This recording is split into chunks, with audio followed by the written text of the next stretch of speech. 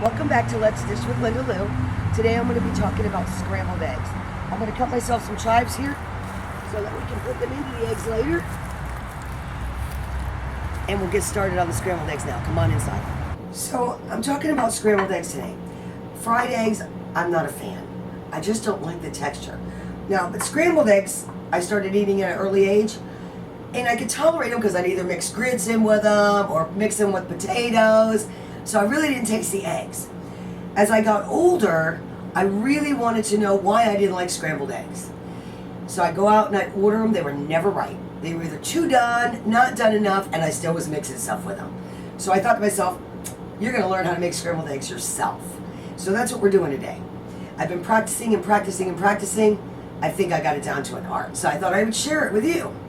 Here I have about a dozen eggs that I've cracked. Add it to this bowl.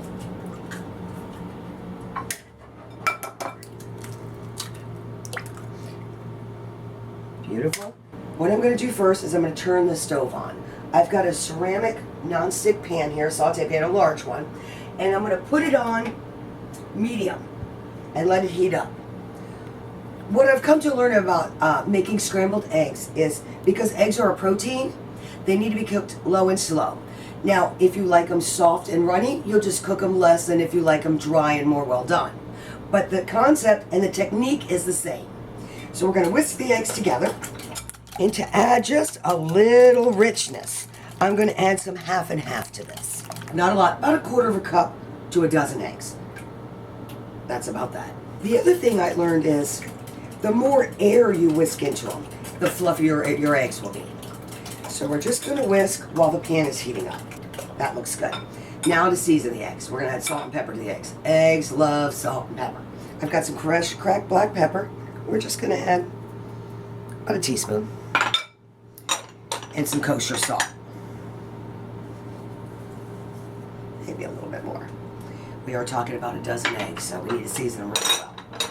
Okay, we're going to whisk that right in there. Whenever you're hand whisking anything, you want to make sure you go in a circle type like this so that you can beat your air into it. Not like this. Just kind of like this. If you had a fork, you would be doing it the same way.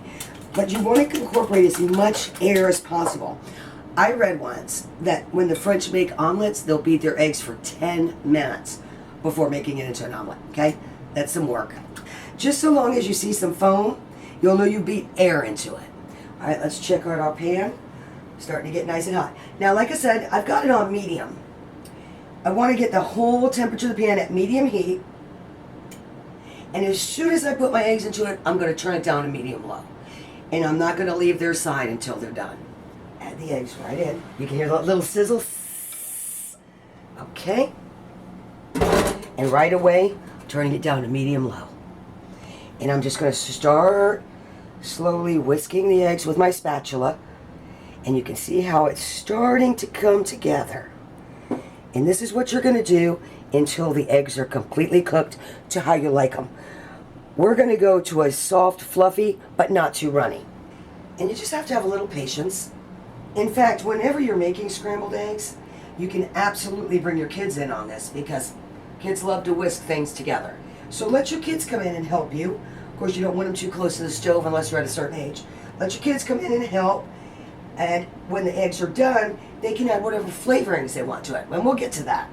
But while it's on the stove, leave that to the grown-ups. And this way they'll at least know that they help make their food, and it makes them enjoy it that much more.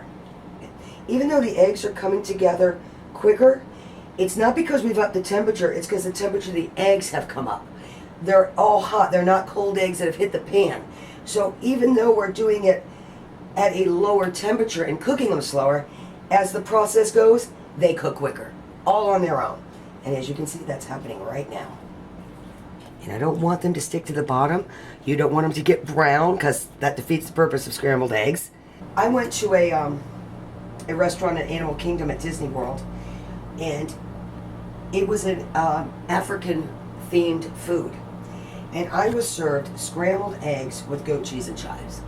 And I have to tell you, I've never had a more delicious scrambled egg than with goat cheese and chives. So now, when I make scrambled eggs, If I don't have goat cheese, I have a great alternative we're going to use today. Some people don't care for goat cheese. It has that tang. But what I'm going to show you for a great substitute will still give it a great flavor, not be nearly as expensive, and taste just as good. Okay, so you can see how the eggs are almost there. And we haven't rushed them. And they'll be nice and tender. They won't be tough. All right, now I'm going to turn the heat off now, but I'm still going to leave it on the burner just to get any loose liquid that is still not cooked all the way finished cooking. Take off the ends. And we're going to give these a quick chop. Now, this is a garlic chive, so it has just a mild kiss of garlic flavor. And then, of course, it has the mild onion flavor that chives always have. We're going to pour these eggs right into the bowl.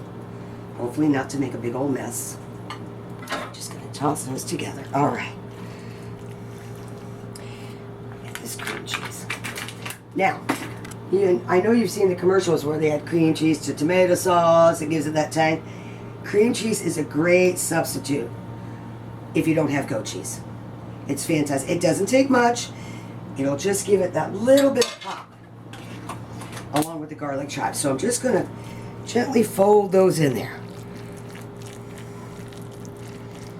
Working in the restaurant business, I've had people ask for cream cheese instead of regular cheese in their omelets. It's more common than you think. And that's what gave me the idea for this. Now to finish it off, just a sprinkle of salt and a sprinkle of pepper. And these eggs are finished. Doesn't that look great? So let's give it a try.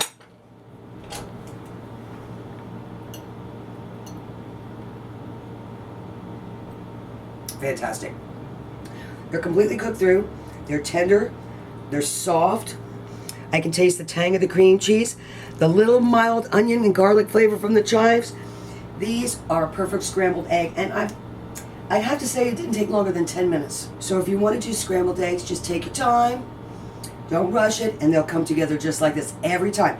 And if you want them done longer, if you like a drier egg, keep them on the stove just a little longer, but keep that temperature down to low. You want to beat the eggs to get enough air into them. For a little richness, you want to add either milk, heavy cream, half and half. Get your pan preheated on medium. Add your eggs to it. Immediately turn that down to medium-low and just slowly take a spatula and whisk them around. Be real patient, give them a lot of love, and you'll have perfect scrambled eggs every time. You can add, like I said, goat cheese and chives. If you don't have goat cheese or don't like goat cheese, cream cheese is a great substitute. And most people like cream cheese. And it really gives the eggs so much more flavor. The other thing is, be sure to season your eggs liberally with salt and pepper, and these eggs will come out perfect every time for you. So be sure to catch my next video at Let's Dish with Linda Lou coming up real soon.